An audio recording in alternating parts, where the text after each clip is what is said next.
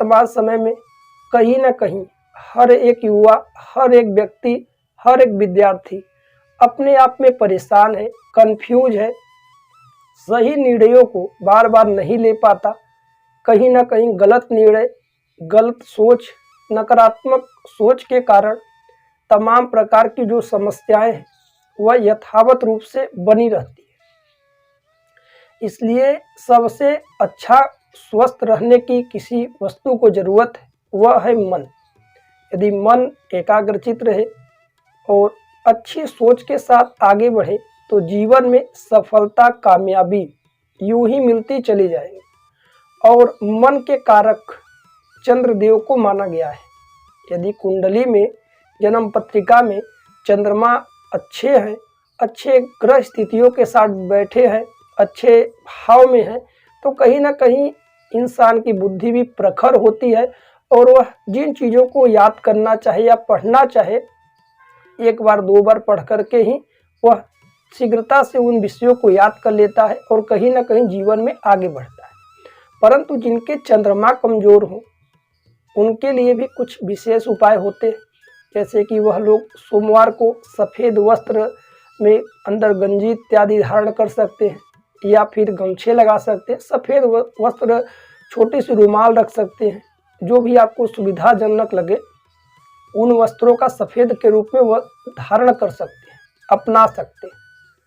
साथ ही साथ शिवालय में प्रतिदिन जाएं तो बेहतर है, क्योंकि कालों के काल महाकाल स्वयंभू शिव जी के मस्तक पर सदैव चंद्रमा का वास है।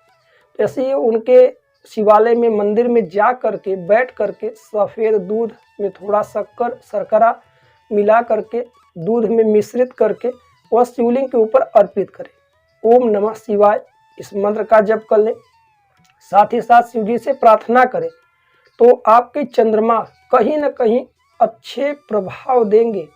चाहे ग्रह कुंडली में कितने भी विपरीत हों, परंतु यदि निरंतर शिव जी का ध्यान किया जाए, उनसे प्रार्थना किया जाए अपनी कामनाओं को रख करके, तो आप यह देख पाएंगे कि चंद्रमा कितने भी अनिष्ट हो, कहीं ना कहीं आपको अच्छे व शुभ फल देंगे।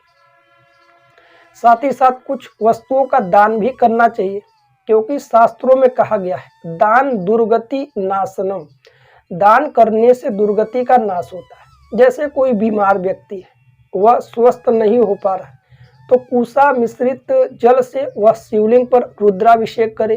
प्रदोष के दिन करे, अमावस्या पर करे, शनिवार के दिन करे, सोमवार के दिन करे। प्रदोष काल शाम के वक्त करीब करीब 5 बजे के बाद से लेकर के 6:30 बजे के पहले तक। साथ ही साथ दान में हर एक वस्तु का दान बताया गया है। अन्न का दान कर सकते हैं, चावल इत्यादि का दान कर सकते हैं। नमक का दान सभी दानों में सर्वश्रेष्ठ बताया गया है। जिन लोगों की कोई गुप्त बीमारी हो, उनसे मुक्ति नहीं मिल पा रही, तो वह स्वर्ण दान करें। संकल्प ले करके स्वर्ण दान का विशेष महिमा है उनके लिए। साथ ही साथ जो लोग स्वर्ण दान ना कर पाए या कोई दान ना कर पाए, तो वह पेठे का दान करे। मार्केट बाजार से पेठे खरीद ले और उसका दान करें, क्योंकि पेठे के दान का महत्व हर दान से विशेष होता है। पेठे का दान करते हैं तो वह भी अद्भुत है।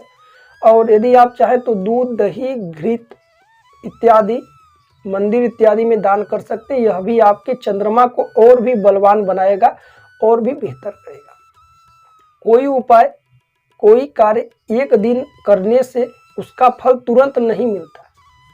जिस प्रकार से यदि हम कोई बीज खेतों में लगाते हैं, वह बीज से पौधा होगा, पौधे से वृक्ष होगा, वृक्ष के बाद समय बीतेगा, फूल होगा, फिर फल देगा।